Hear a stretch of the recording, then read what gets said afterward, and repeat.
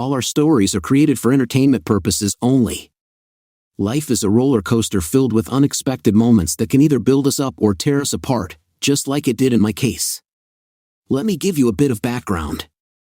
I married my best friend's sister 10 years ago, and our love story goes way back to our childhood. You could say we were childhood sweethearts.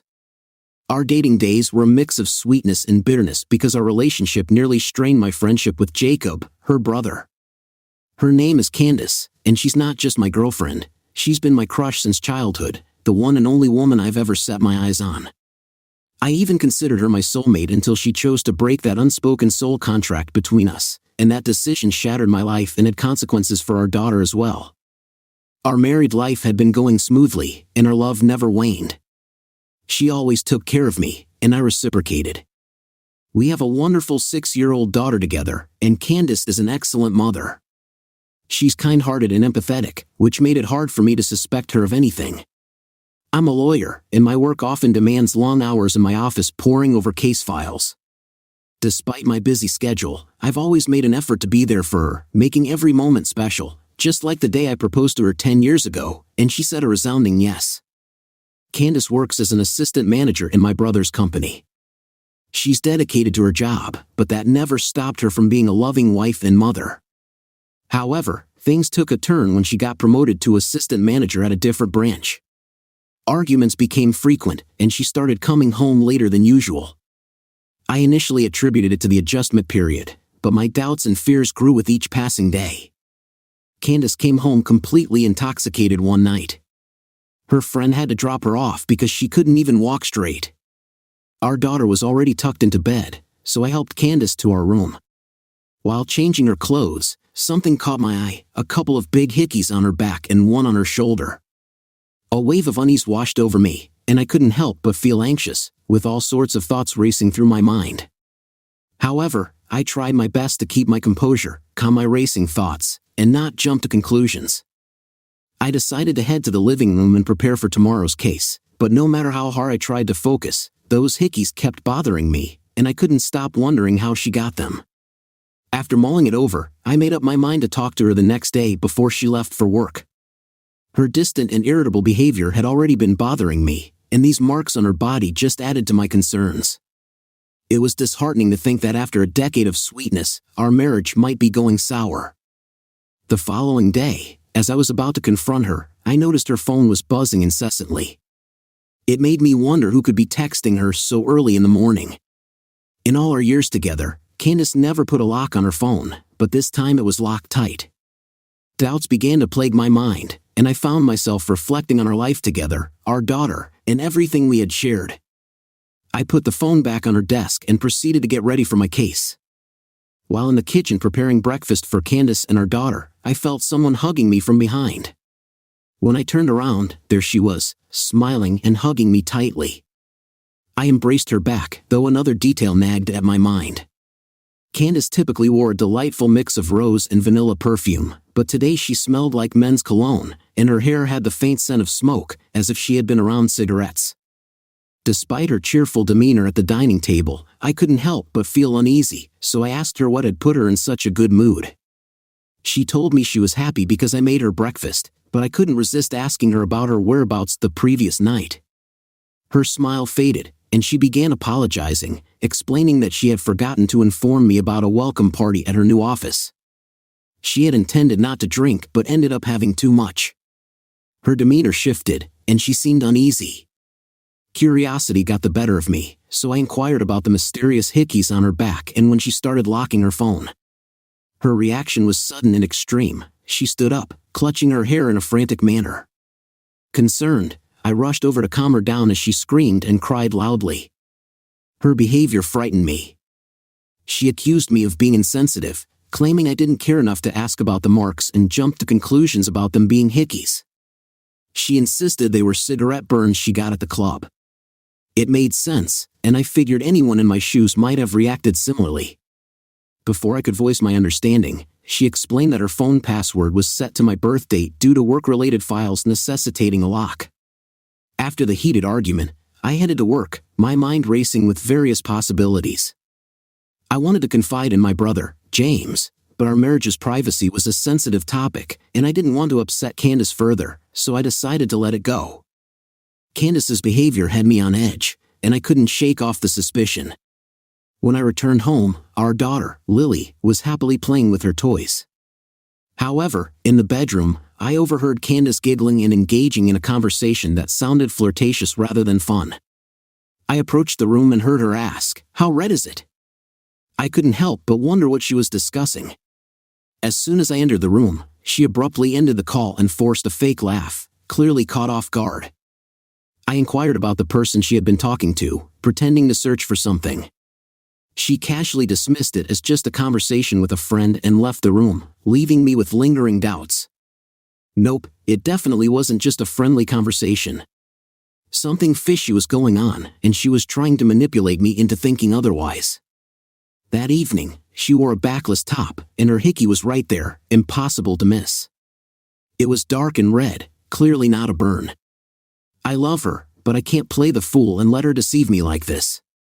I can't help but continue to have suspicions.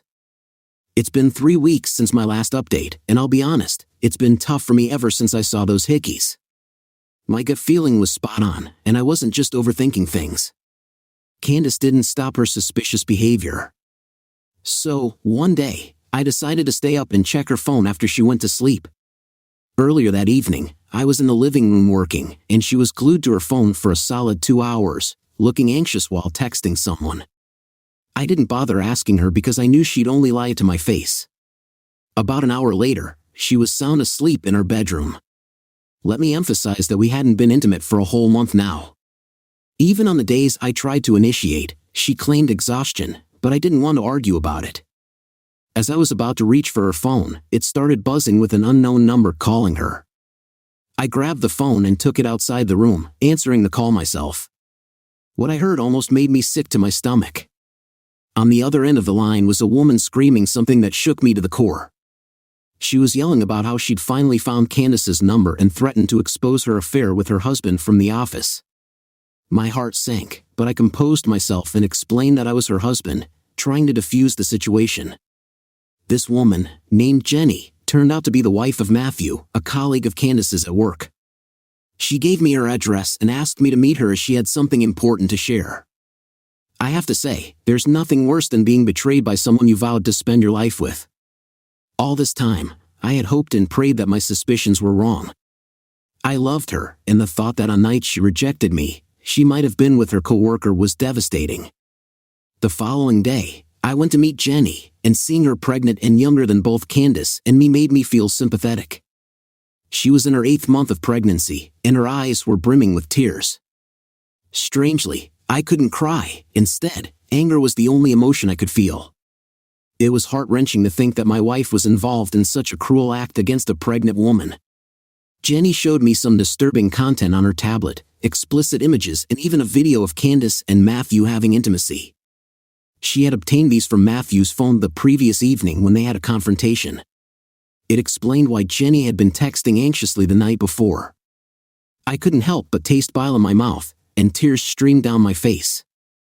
I asked Jenny to send me all the evidence and assured her that Candace would face the consequences for wrecking her marriage. Jenny mentioned she intended to file for divorce, but I suggested she wait a few days to fully savor the chaos Candace had caused. After leaving Jenny's place, I drove over to my brother's house. He's got 2 kids and has always been a wise advisor in my life. I ended up drinking quite a bit while sitting with him until I passed out. I woke up after 2 hours with a pounding headache, and my brother was sitting on the sofa, massaging my feet. Once I had a warm cup of espresso, he started asking me questions, and my head was still spinning. I handed him my phone and asked him to open the gallery to see what was inside. His expression turned to one of disgust, and he immediately placed the phone on the table.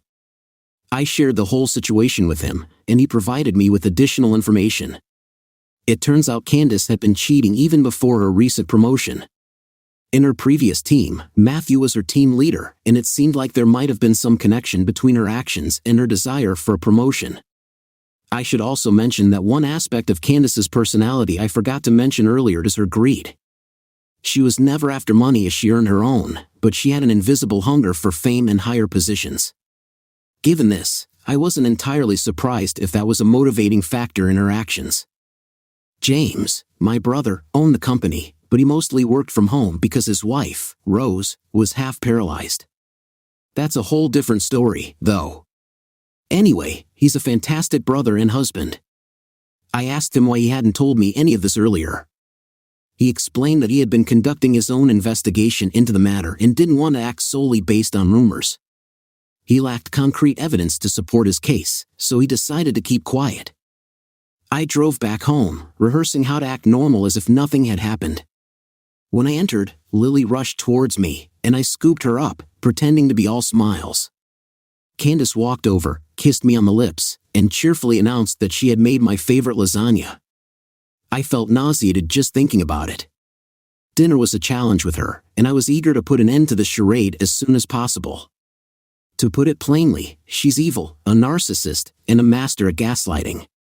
As I was about to head into my office, Candace hugged me from behind. I turned to look at her, and she was wearing a red satin slip dress. She used to look beautiful, but today she appeared repulsive to me, and it was difficult to even glance at her. She asked if I had answered the call from last night. I immediately denied it. She pressed me again, assuring me that I could tell the truth without consequence, but I wasn't about to fall for her manipulative games. I disagreed once more and kissed her lips. I was following her trail of lies and gaslighting, leading her on. She pushed me onto the bed and whispered in my ear that Lily was already asleep. I asked her if she was feeling tired as usual. She looked at me in disbelief and declined. I put up a feeble resistance, but I eventually gave in. I did it partly to humiliate her later. It's going to hit her hard when she realizes that I already knew about her deceptions and how repulsive her actions were. It turned out to be the most passionate encounter we'd ever had, and I felt no guilt about how it would affect her. After all, she had been using my emotions against me, so this time I used her. Once she fell asleep, I carefully removed my arm from under her head, left the room, and made my way to my office. There were 3 missed calls from James. I called him back, and he asked me to meet him tomorrow. Apparently, there was something he couldn't discuss over the phone. I stood in Lily's room, gazing at her innocent face. I felt a mix of anger and sorrow towards Candace for robbing our daughter of her childhood and our happiness. Sleep eluded me as I pondered what awaited me next. I'll provide another update once I've sorted things out. I've been quite occupied with ensuring that my wife faces the consequences of her actions and finalizing the divorce proceedings. Instead of providing regular updates, I thought it best to wait until everything was sorted out. So, in the morning, I drove over to James, and he was at the company's office. He showed me something on his computer that left me stunned. On the screen were pictures of Candace with various men, including one from our school named Richard, who also happened to be her team leader, like I mentioned before. James had been conducting his investigation, and he uncovered the fact that Candace wasn't just involved with Matthew but with several others as well. Employees had even confessed to James that Candace was rather promiscuous, often going to clubs with them. Candace had slept with Richard because he had promised to promote her to the position of assistant manager, which he did. She had also engaged in similar behavior with Matthew. James had recorded these conversations as evidence for the company's internal investigation. You see, the company had strict no-dating policies, and this revelation was going to result in many employees losing their jobs, including Candace. Candace had always possessed an attractive allure and knew how to use it to her advantage. James sent an email to the branch where Matthew and Candace were employed, essentially exposing their inappropriate activities. In the midst of this, I was feeling quite helpless and uncertain about what to do next. As soon as the branch received the email, Candace began calling me frantically. I reluctantly answered, and she implored me to return home immediately. I informed James about this and made my way home. Upon entering, I found Candace in tears. She rushed to hug me, but I refrained from reciprocating. She looked at me with tear-filled eyes and mentioned losing her job without giving a clear reason. I probed further, and she began weaving a web of lies. I firmly pushed her away and confronted her, threatening to expose the video of her involvement with her colleagues on her TV screen, a video I had learned about from Jenny. She stared at me in disbelief and once again resorted to gaslighting, suggesting that my constant preoccupation with work had driven her to these actions. Just as Lily entered the room, Candace attempted to reach for her, but I halted her charade of faint concern for our daughter. I informed her that I had already initiated divorce proceedings and that her termination from her job was a direct consequence. I asserted my intent to gain custody of our daughter and ensure her well-being. Being a lawyer, I was confident in my ability to navigate this legal process effectively. Candace's emotions overflowed as she began sobbing, crying, and pleading with me, asking if there was anything she could do to make things right. Anger surged through me, and I questioned how she could even contemplate fixing anything when she showed no remorse for her actions. I reached out to James, requesting that he take Lily to his place so she wouldn't have to witness this painful ordeal. I couldn't help but feel sorry for my little girl.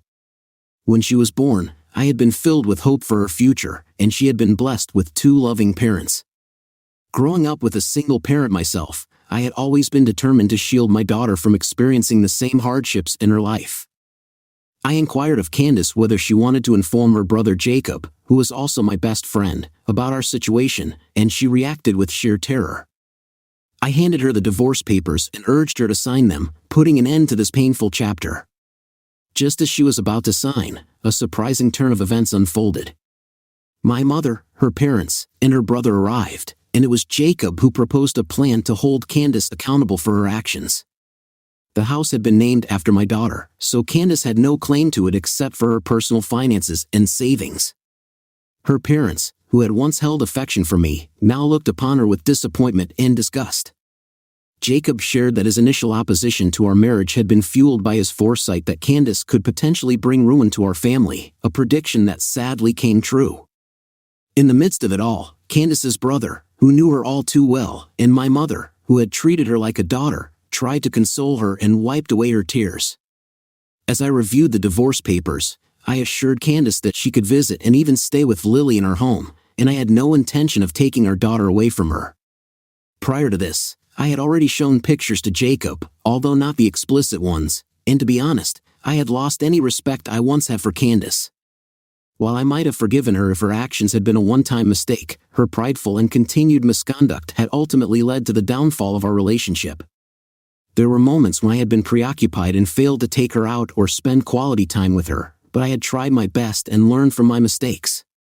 Regrettably, it seemed that my efforts had come too late. I had been blinded to her narcissistic tendencies, but I couldn't forget those 2 damning hickeys. Anyway, no matter what happened, it's something that can't be undone, and I can't help but miss the person she used to be.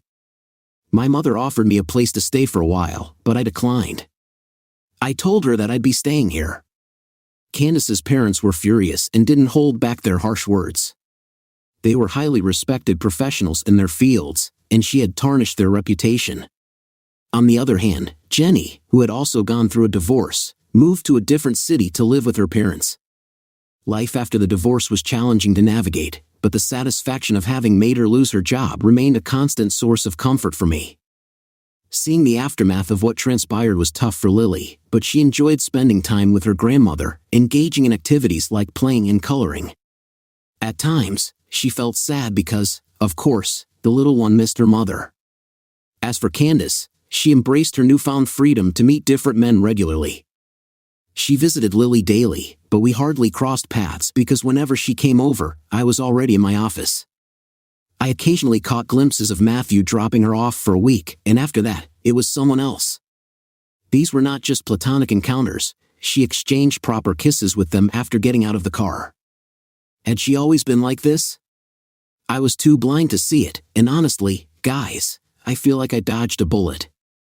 After 14 years together, I'm still in shock, and if it weren't for the breakdown in communication, I might never have uncovered the truth. It's been a month now, and I've been engrossed in my legal cases. And all we did encounter each other occasionally and exchanged greetings, but I can't shake this feeling of emptiness and sadness. I've even had to turn to medication for depression and anxiety. Candace, on the other hand, seems to be doing better than ever. She shows no remorse and continues with her actions. However, she does face occasional humiliation from mutual friends, which secretly satisfies me. In the end, though, I view her as a valuable lesson in my life, one that allowed others to see the real Candace behind her mask. Her parents have turned against her, and she struggles to find employment, facing nothing but humiliation from those who used to be our friends. Yet she remains stubbornly proud and continues her ways. Above all else, my only wish is for the best for my daughter, a happy childhood and a bright future filled with love. Story 2. My wife and I, both in our 30s, met during our college years, experiencing love at first sight. It wasn't until our senior year when we ended up in the same thesis group, despite attending a large school with different majors that kept us from crossing paths earlier.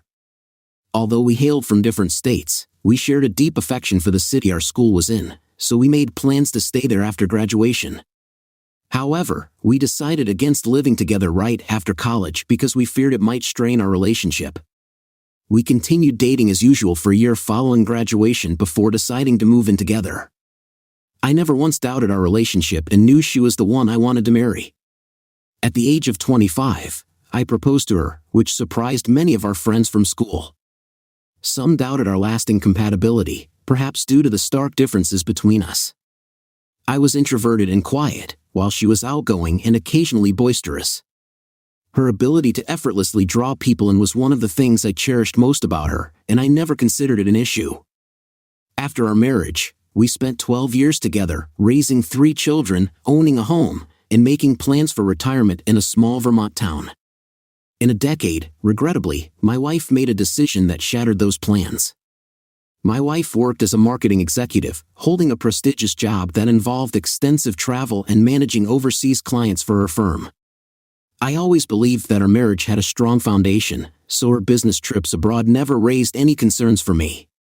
I knew she enjoyed sightseeing and had friends in various countries, but I never suspected infidelity.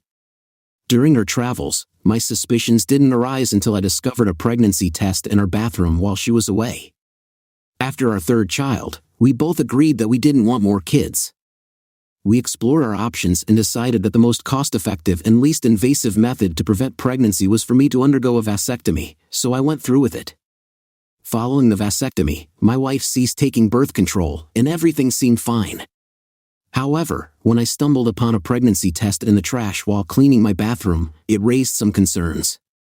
Looking back, she had been exhibiting signs of morning sickness, but the fact that she needed to take that test implied she was at risk of getting pregnant, and I knew it couldn't have been by me. At the time I found the test, my wife was abroad, and she was on a 6-hour time difference from us. She had mentioned she was likely asleep when we last talked around 4 p.m. my time. Out of curiosity, I checked her location on my phone and noticed she wasn't at her hotel. Instead, it appeared she was at a restaurant in the heart of Stockholm. If she wanted to have dinner with a friend, she could have simply informed me, but instead, she lied about going to bed. I had a hunch that if she was deceiving me, she must have had something to hide. I entered her office and accessed her computer to check her emails. Fortunately, she had her login details inside her notebook. I thoroughly searched for any signs of an affair, and I found undeniable evidence. It appeared that she was involved romantically with a client she had been on a work trip to visit.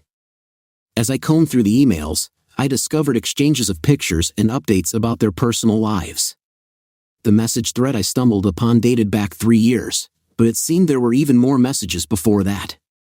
They shared information about their families and future plans.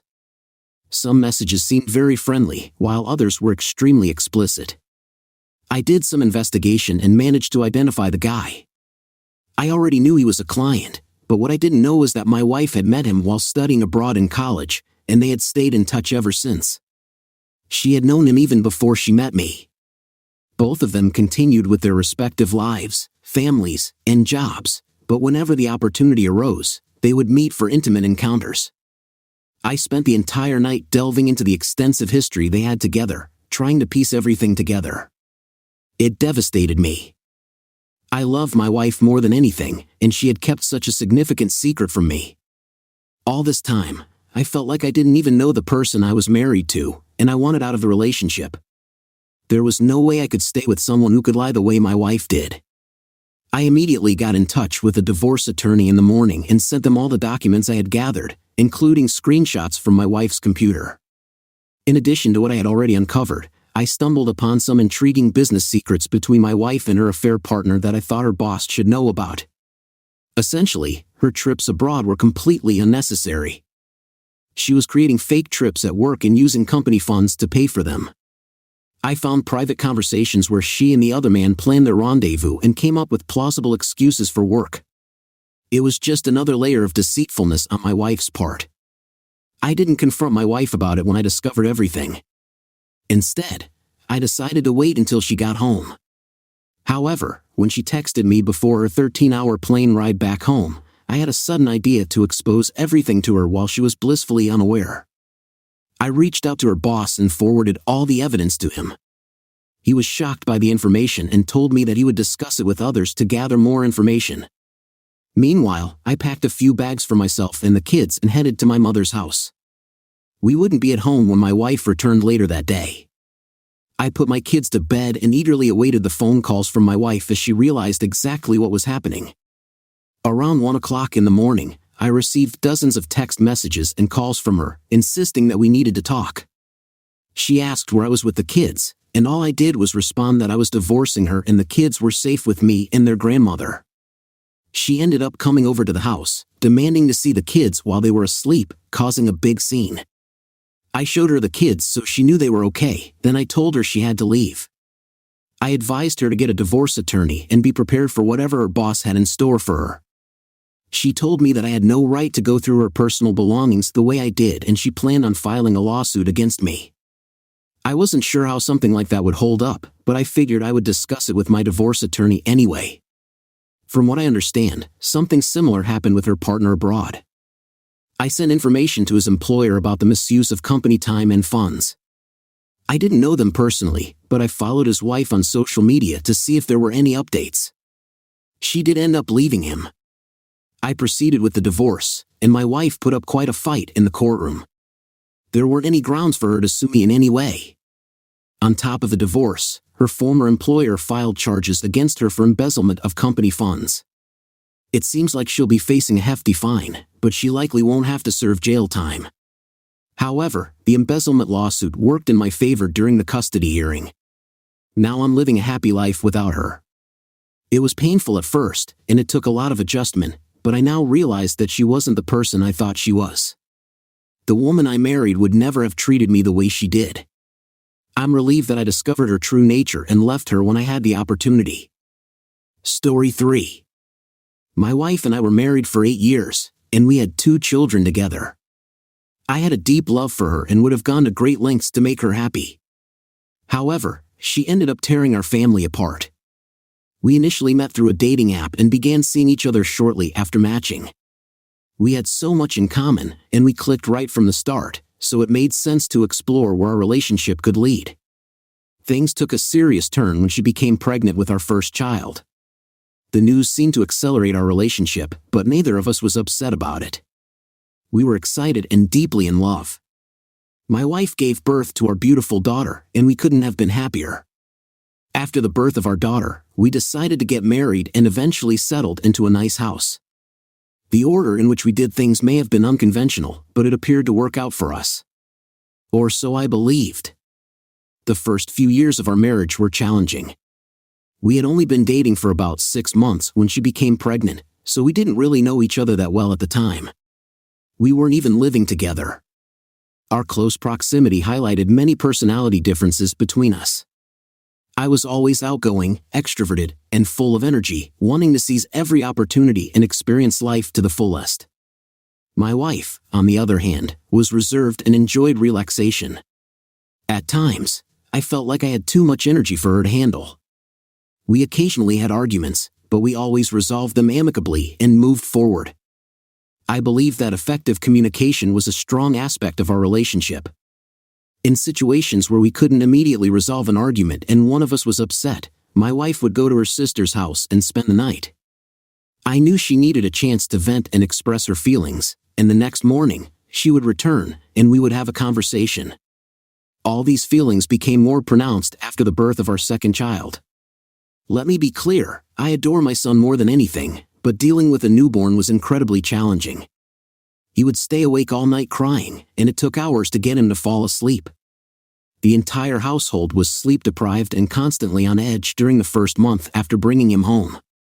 Fortunately, we eventually figured out how to soothe him and restore some normalcy.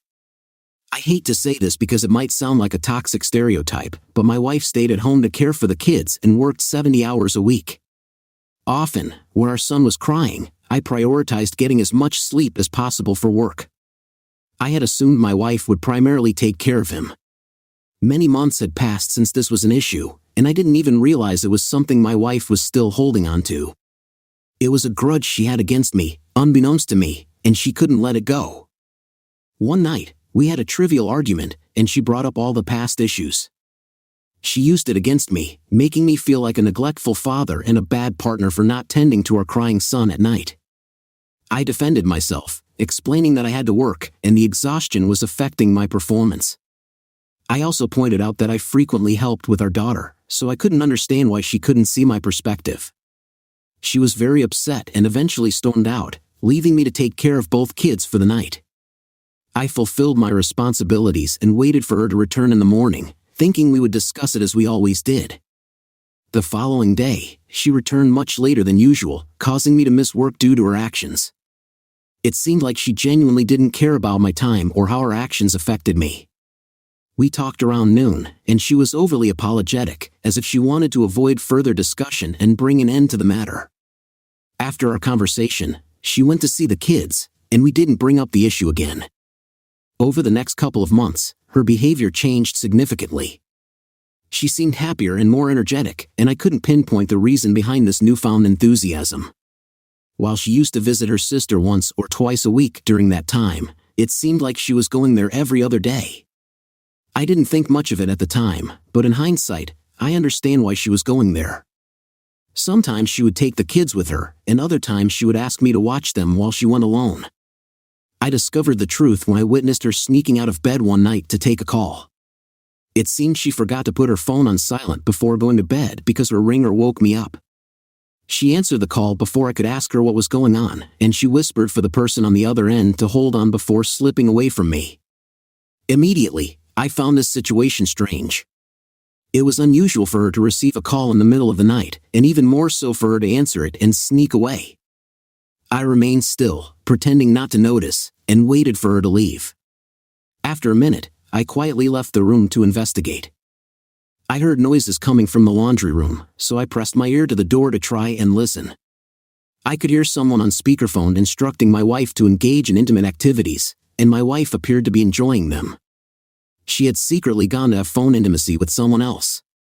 I listened for a couple of minutes while it continued.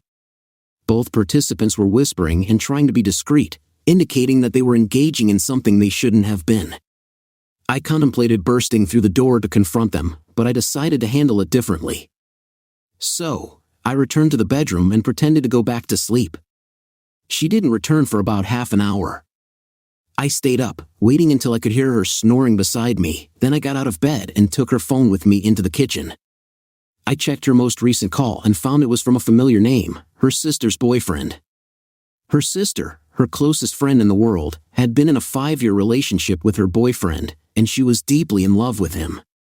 Her sister believed he was the one, someone she wanted to marry and start a family with. As shocked as I was by my wife's infidelity, the fact that she was cheating on me with her sister's boyfriend made it even more devastating. I couldn't believe it. I went through their text messages and saw them planning times to meet up when her sister wouldn't be at home, exchanging pictures and videos. I was already extremely upset about the cheating and deception, but then I discovered instances where my wife mentioned bringing our kids along with her. I was furious and wanted to expose her. I took numerous screenshots and saved videos, sending them all to myself. Afterward, I returned her phone to the bedroom and went to the living room to sleep for the night. I couldn't bear to be around her. I called in sick for work the next day and went to a cafe where I searched online for a divorce attorney. I found one and scheduled a meeting with them as soon as possible to end my marriage. Additionally, I wanted to inform her sister about everything before my wife had a chance to manipulate the situation and make it seem like I was lying. I drove to the restaurant where her sister worked and waited for her shift to end. When I saw her in the parking lot, I got her attention and asked if we could talk. She appeared confused and a bit nervous, but she joined me in my car. I disclosed everything I knew to her, showing her the videos and screenshots I thought she could handle. She was devastated by it all. Her sister was supposed to be the person she trusted most in the world, but instead, she had broken that trust. She was extremely upset. After she composed herself, I asked her what she wanted to do, and she immediately said she was kicking her boyfriend out of the house. She became angry as she talked about it. I hadn't realized that he didn't have a job and wasn't contributing to the rent. He was essentially a financially struggling SoundCloud rapper. I ended up driving her to her house and stayed there with her while she broke up with her boyfriend, kicking him out of the house and tossing his belongings out of the window. Her boyfriend seemed like he wanted to confront me physically, but he didn't make a move. If he had, I probably would have sent him to the hospital. After all of that was resolved, she and I returned to my house, where we both confronted my wife. My wife attempted to defend herself by claiming that the videos I had were manipulated and that I was trying to sabotage her, though I couldn't fathom why I'd want to do that. Her arguments held no merit. I informed her that I wanted her to leave the house and that I was going to initiate divorce proceedings. She began crying, pleading for forgiveness, and asserting that it had just happened one day when she was upset with me. She tried to shift blame onto her boyfriend, suggesting that he took advantage of her vulnerability and tried to seduce her. While he may have been sleazy enough to attempt such a thing, it didn't absolve my wife from her own actions. If he made advances, she could have pushed him away and then informed me and her sister. Instead, she engaged in an affair that persisted for several months. Now, I have divorced my wife, and I have full custody of the children. The pivotal factor in this decision was her bringing the kids along during her affair, which did not sit well with the judge. Her sister has completely severed ties with her, and from what her sister has shared, much of their family has also cut off communication with my wife. I still maintain a relationship with her sister because she is my children's aunt and she loves them. It wouldn't be fair to exclude her from their lives. Ultimately, I'm relieved to have discovered my wife's true nature. In hindsight, our relationship didn't seem like a good fit, and now both of us are free from that relationship. I wish it could have ended differently, but I believe everything happens for a reason, even if the journey was rockier than I would have preferred.